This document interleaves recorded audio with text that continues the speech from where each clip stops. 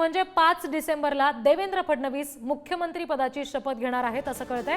5 डिसेंबर रोजी मुंबईतल्या आझाद मैदानावर त्यांचा शपथविधी होणार आहे। भाजपच्या वरिष्ठ नेत्यांनी ही पुढारी न्यूजला दिलेली माहिती आहे। महायुतीच्या नेत्यांनी एकमुखानं हा निर्णय घेतल्याचं समजतंय, त्याच्यामुळे लवकरच याबाबतची अधिकृत घोषणा सुद्धा होणार आहे। भाजपचे देवेंद्र फडणवीस हे महाराष्ट्राचे मुख्यमंत्री म्हणून शपथ घेतील 5 डिसेंबरला अशी माहिती कळतेय।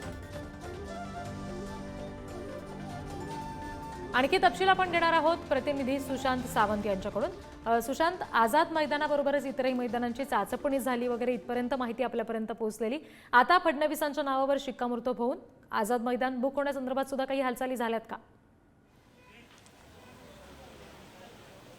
अगदी बरोबर आहे रिद्धी, आपण दुपारीच बातमी दिली होती की जर 2 तारीखला शपथविधी झाला तर तो शिवाजी पार्कला होईल आणि 2 तारीख नंतर जर शपथविधी झाला तर तो आझाद मैदान, रेस कोर्स किंवा बांद्रे येथील MMRDAचं ग्राउंड आहे तिथे होईल। मात्र आत्ता आपल्याला भाजपच्या एका वरिष्ठ नेत्याने पुढारी न्यूजला माहिती दिलेली आहे, त्यामध्ये 5 डिसेंबरला नव्या सरकारचा शपथविधी जो आहे तो होणार आहे आणि तो आझाद मैदान येथे होईल आणि मुख्यमंत्री म्हणून देवेंद्र फडणवीस हे शपथ घेणार आहेत ही आपल्याला खात्रीलायक आपल्या सूत्रांकडून माहिती मिळालेली आहे। गेल्या काही दिवसांपासून खरं तर चर्चा सुरू होती मुख्यमंत्री कोण होईल, मात्र पुढारी न्यूजने सर्वात आधी सांगितलं होतं की मुख्यमंत्री म्हणून देवेंद्र फडणवीसच असतील। तसं बहुमत जे आहे ते भाजपला मिळालंय आणि संघाचा देखील त्यांना पाठिंबा होता आणि त्यानंतर काल दिल्लीमध्ये बैठक झाली। केंद्रीय नेतृत्वाशी चर्चा झाल्यानंतर मुख्यमंत्री देवेंद्र फडणवीसच होतील यावर शिक्कामोर्तब झाला। आपण सकाळी देखील अशी बातमी दिली होती आणि आता आपल्याला एका भाजपच्या वरिष्ठ नेत्याने जी माहिती दिली त्यानुसार देवेंद्र फडणवीस हे 5 डिसेंबर रोजी मुख्यमंत्री पदाची शपथ घेतील। आता त्यांच्यासोबत उपमुख्यमंत्री म्हणून एकनाथ शिंदे आणि उपमुख्यमंत्री अजित पवार हे शपथ घेणार आहेत अशी देखील आपल्याला माहिती मिळते। त्याचसोबत नेमके आणखी किती मंत्री जे आहेत ते शपथ घेतील याची माहिती काही वेळातच आपल्याला मिळेल। मात्र जी माहिती मिळते त्यानुसार एकनाथ शिंदे यांच्याकडून जवळपास 6 मंत्री जे आहेत ते शपथ घेऊ शकतात, तर भाजपकडून सुरुवातीला 10 आणि अजित पवार यांच्याकडून 5 मंत्री जे आहेत ते शपथ घेऊ शकतात। ही सध्या आपल्याला मिळालेली तुर्तास माहिती आहे। मात्र मुख्यमंत्री म्हणून देवेंद्र फडणवीस जे आहेत ते 5 डिसेंबरला शपथ घेतील आणि आझाद मैदान येथे भव्य दिव्य असा कार्यक्रम जो आहे शपथविधी सोहळा जो आहे तो होणार आहे। देशाचे पंतप्रधान नरेंद्र मोदी असतील, केंद्रीय गृहमंत्री अमित शहा असतील, भाजपची ज्या ज्या ठिकाणी सत्ता आहे त्या भागातील भाजपचे मुख्यमंत्री असतील, त्याचसोबत त्या भागातील मंत्री असतील आणि सगळे वरिष्ठ नेते, साधू संत, महंत, त्याचसोबत उद्योजक या शपथविधी सोहळ्याला उपस्थित असतील आणि त्यांना तसे आता निमंत्रण देखील देण्यात येणार आहे। आणि त्या दृष्टिकोनातून आता भाजपनं आणि भाजपचे प्रमुख नेते जे आहेत त्यांच्याकडे या आझाद मैदानाची जबाबदारी देण्यात आली आहे, संपूर्ण सोहळ्याची जबाबदारी देण्यात आलेली आहे आणि तशी तयारी आता लवकरच सुरू होईल। त्यामुळे एक भव्य दिव्य असा शपथविधी सोहळा करण्यात येणार आहे आणि देवेंद्र फडणवीस जे आहेत ते मुख्यमंत्री पदाची शपथ घेतील हे आता जवळपास निश्चित झालेले आहे। रिद्धी जी, सुशांत, उपमुख्यमंत्री पदासाठी आता अजित पवार किंवा शिंदे शपथ घेणार की नाही याबाबतचं चित्र जसं स्पष्ट होईल तसं मंत्रीपदी कोणाची वर्णी लागू शकते त्याबाबत काही नावांची चर्चा आहे का?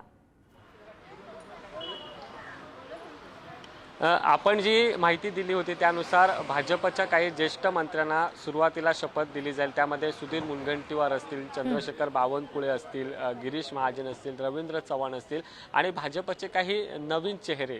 त्यामध्ये शक्यता आहे की नितेश राणे यांना खरं तर मंत्रिपदी त्यांची वर्णी लागू शकते अशी आपल्याला खात्रीलायक सूत्रांकडून माहिती मिळाली। त्यानंतर पंकजा मुंडे यांचा देखील समावेश जो आहे तो मंत्रिमंडळात होऊ शकतो। त्यामुळे भाजपचे जे जवळपास 10 ते 15 जे मंत्री सुरुवातीला शपथ घेतील त्यामध्ये यांचा समावेश असू शकतो।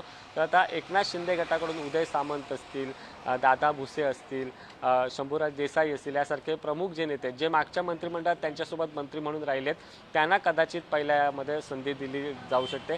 तसंच अजित पवार गटाकडून देखील जे मंत्री आहेत त्यातील 1-2 मंत्र्यांचा पत्ता कट होऊ शकतो। मात्र छगन भुजबळ, काही महत्त्वाचे नेते त्यांच्याकडे असणारे ते मंत्रिपदाची शपथ घेऊ शकतील।